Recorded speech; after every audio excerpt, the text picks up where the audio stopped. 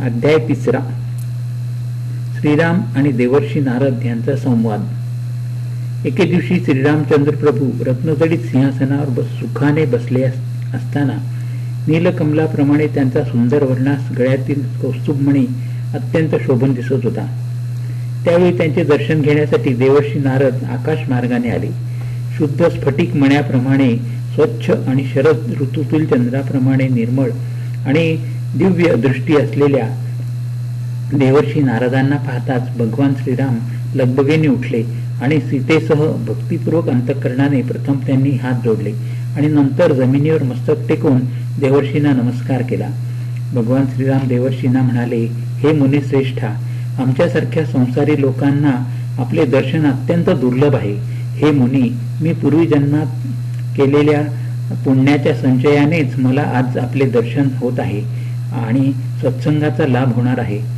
आज मी आपल्या दर्शनाने कृतार्थ झालो. आता आपले अभिष्ट कार्य सांगा, मी ते पूर्ण करीन. श्रीरामचंद्र प्रभूंचे हे अत्यंत नम्रतापूर्ण आणि मार्दवपूर्ण वक्तव्य ऐकून देवर्षी नारद म्हणाले, प्रभू रामा, सामान्य मानवाप्रमाणे बोलून मला मोहित का करीत आहात? आपण मी संसारी आहे असे जे म्हटले ते योग्यच आहे, कारण संपूर्ण विश्वाचे अधिकारण जी माया तीच तुमची गृहिणी आहे. तुमच्या केवळ सानिध्यानेच त्या मायेपासून ब्रह्मा, शिव आदी देव उत्पन्न झाले आहेत. सत्व, रज आणि तम या त्रिगुणांनी युक्त अशी जी माया ती तुमच्या आश्रयानेच सर्वदा भासमान होते. तसेच ती स्वगुणांना अनुसरून शुक्ल आणि कृष्णवर्ण प्रजा निर्माण करते. त्रैलोक्याच्या या समूहरूपी विशाल ग्रहात तुम्हीच तर ग्रस्थाश्रमी आहात. तुम्ही विष्णू आहात आणि जानकी ही लक्ष्मी आहे. देवर्षी पुढे म्हणाले, प्रभू, तुमच्या आभासामुळे निर्माण होणाऱ्या अज्ञानाला अव्याकृत असे म्हटले जाते. त्यापासून महत हे तत्व, त्या महत तत्वापासून सूत्रात्मा म्हणजे हिरण्यगर्भ आणि त्यापासून सर्वात्मक लिंगदेह निर्माण होतो. मन, बुद्धी, अहंकार, पंचप्राण आणि 10 इंद्रिये यांच्या समूहालाच तज्ञ लोक जन्म, मृत्यू, सुखदुःख इत्यादी धर्म असणारे लिंग शरीर असे म्हणतात. या देहाचा अभिमानी या जगात जीव या नावाने ओळखला जातो. अनिर्वचनीय आणि अनादी अशी अविद्या ही या जीवाची कारण उपाधी आहे. शुद्ध चैतन्याला स्थूल, सूक्ष्म आणि कारण अशा 3 देहांच्या उपाधी आहेत. जीव या 3 उपाधींनी युक्त आहे. उपाधी रहित झाल्यावर हा जीव परमेश्वर पद प्राप्त करून घेतो.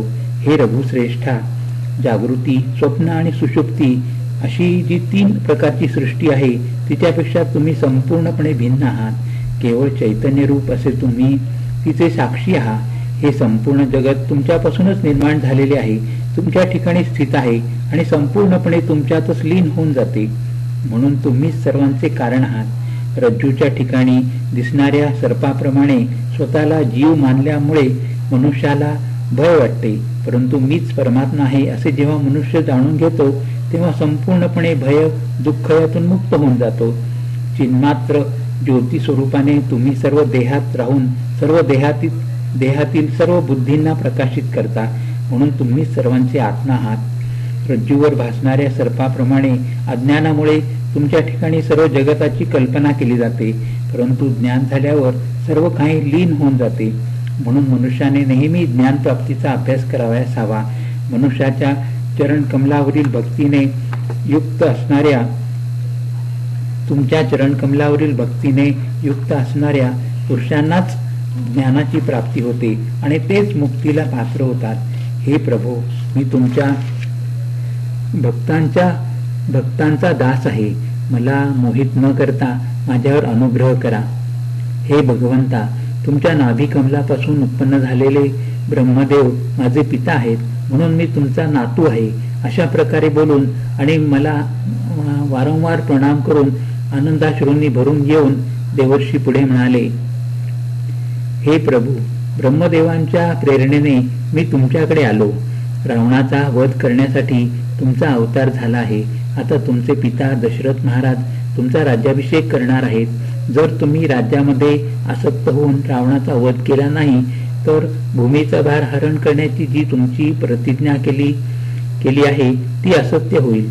देवर्षींचे हे वक्तव्य ऐकल्यावर श्रीराम त्यांना म्हणाले, अहो देवर्षी, अशी कोणती गोष्ट आहे की जी मला ज्ञात नाही? पूर्वी मी जी प्रतिज्ञा केली होती ती पूर्ण करीन.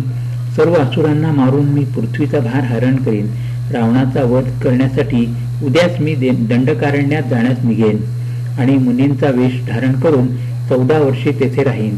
सीतेला निमित्त करून त्या दुष्टाचा कुळासह नाश करीन. श्रीरामचंद्रांनी अशी प्रतिज्ञा केल्यावर नारदांना अतिशय आनंद झाला.